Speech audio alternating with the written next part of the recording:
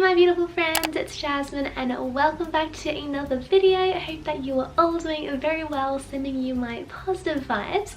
So today I'm going to be sharing with you another language video. I know it's been a while since I did one, and today I'm going to be sharing how I am staying multilingual and maintaining my language abilities as someone who speaks predominantly English on a daily basis and lives in an English speaking community. I'm also going to be sharing with you how I am currently learning some new languages, so this is kind of like a language update video, and I just really hope that this video can inspire you to keep learning languages or to pick up a language, because as you guys probably know, I am so passionate about sharing language learning. I think it is so great, not only for yourself but just for the world and world peace. So yeah, this is like a little update. So firstly, I am still multilingual in English, Mandarin, Korean and Indonesian, and I classify myself as being multilingual because I am either fluent in these languages or I can communicate quite comfortably in them. I am also still learning Chinese, Mandarin and Korean,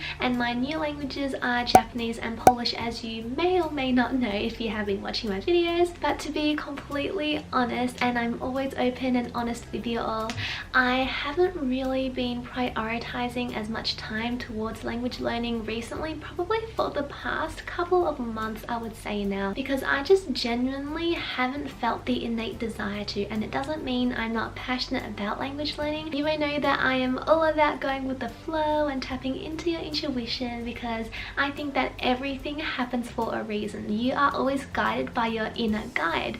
And then recently I have suddenly, actually it was yesterday, I suddenly felt the energy come back to me, and I'm suddenly feeling so ready and pumped to do some more language learning again and get really back into it. And especially Korean, I just so deeply love learning Korean and about its culture. I think it's so fascinating. I don't know about you guys, but I definitely believe in past lives, and I reckon that I was definitely Korean in my past life. It is so fascinating how fascinated I am into Korean culture, and I just get it, and it's like the language has just stayed with me even though I haven't really been prioritizing my time towards it.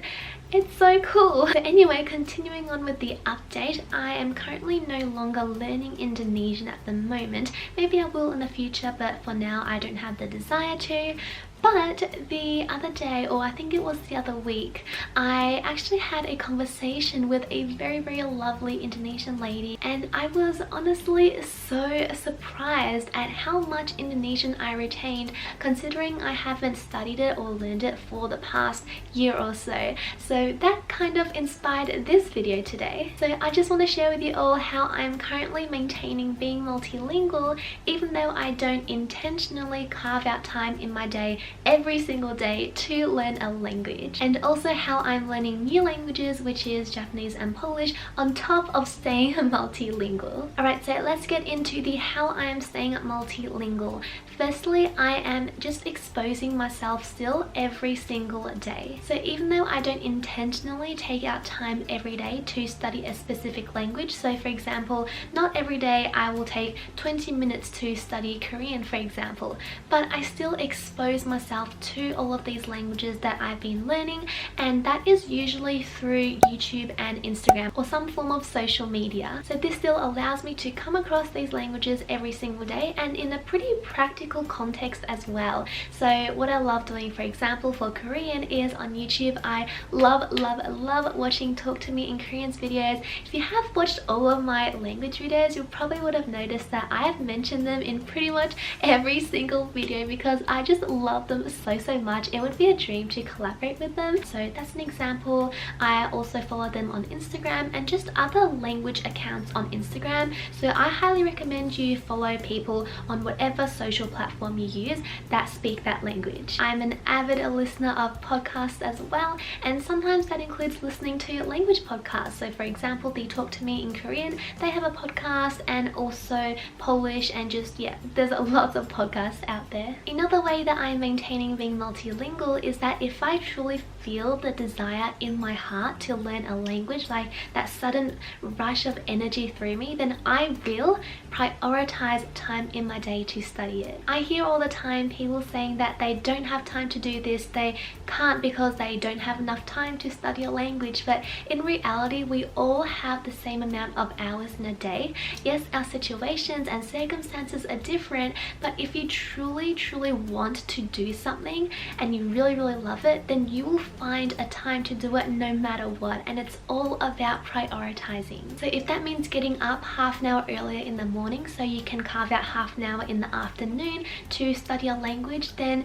you will do it because you really love it. And that is kind of what I do. So if I really feel like learning Korean, for example, in the day, or even Chinese, I will carve out time, I'll write it in my bullet journal, study Chinese or Korean for half an hour, and I will do it. That way it's non-negotiable and my heart feels very satisfied, and when you do something you love, you really release this energy and it just attracts more like energy back. It's so awesome. Another thing that I do is that I always take the opportunity to practice if the opportunity arises. The universe gives you opportunities for a reason, so look out for the signs and utilize them, and don't let fear hold you back from practicing. Language learning is definitely a real life thing, so if you want to improve in it, then you've got to practice in real life with people who speak the language, and it's definitely the best way to improve. And I have made videos before on how to choose love over fear,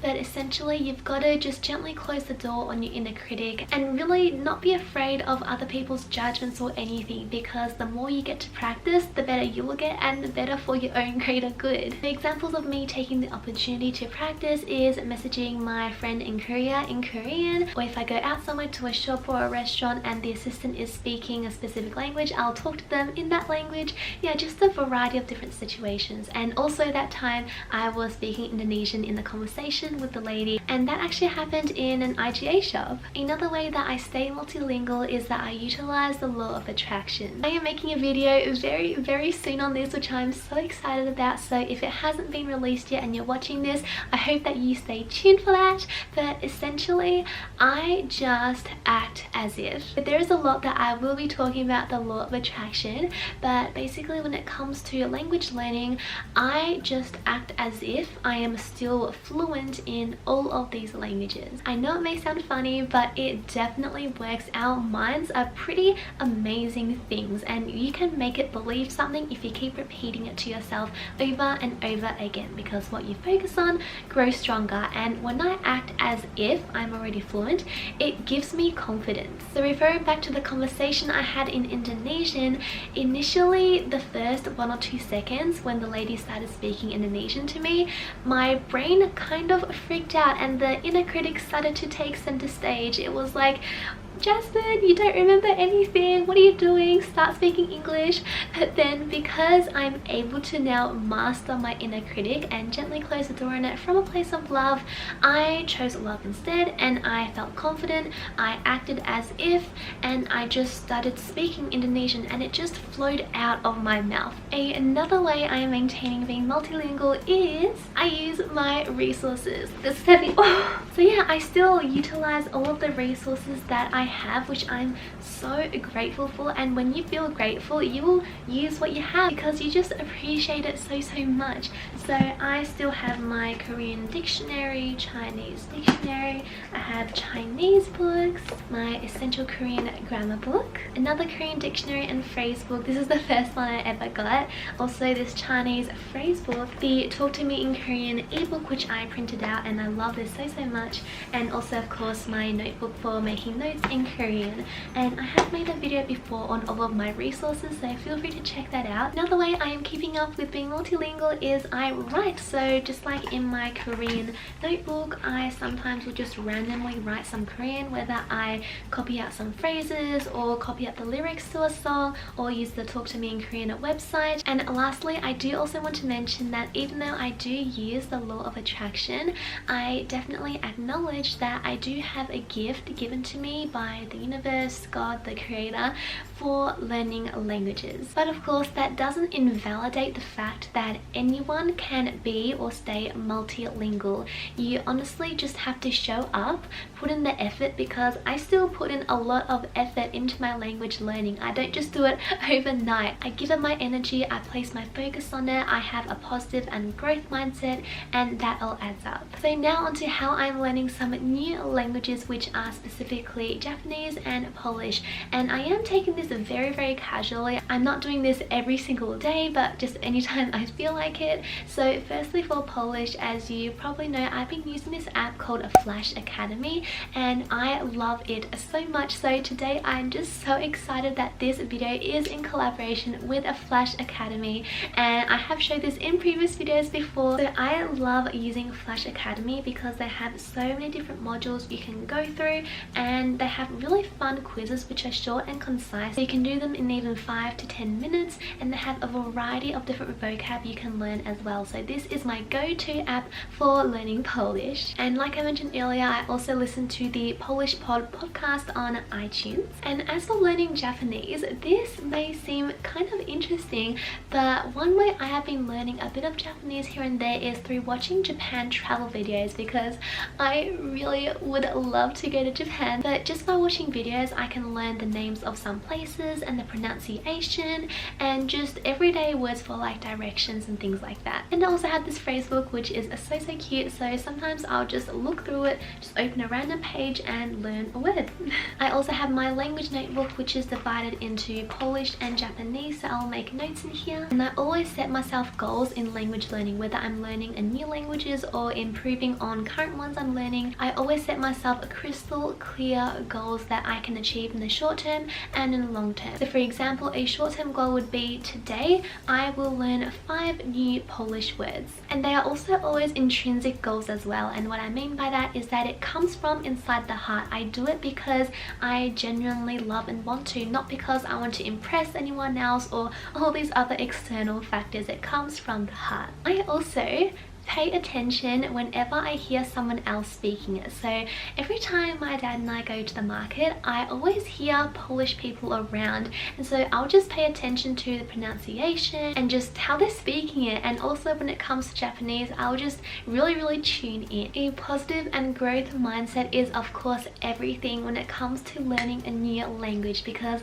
I totally get it and understand. I've been there multiple times before. When you learn a new language, it can seem very daunting and you have so much to learn, but really it's just about taking it one step at a time, and you've got to have confidence and self-belief. Lastly, I just have fun really with learning new languages. I enjoy the process. I don't put any pressure or stress on me. It's just about really having fun with the language and soaking it all in and letting my heart dance basically. I take it moment by moment, word by word, day at a time, and eventually I know that I will get there if I set myself goals. So that is essentially how I stay multilingual and how I'm learning new languages on top of being multilingual currently. And I talk a lot more about learning a new language in my ebook, How to Learn Any Language. So yeah, once again, I just really hope that this video could help you in some way. If you have any other questions, feel free to leave them down below. And also, I would love to know what languages you are currently learning at the moment. I will see you guys next time in the next video. Sending you all much love.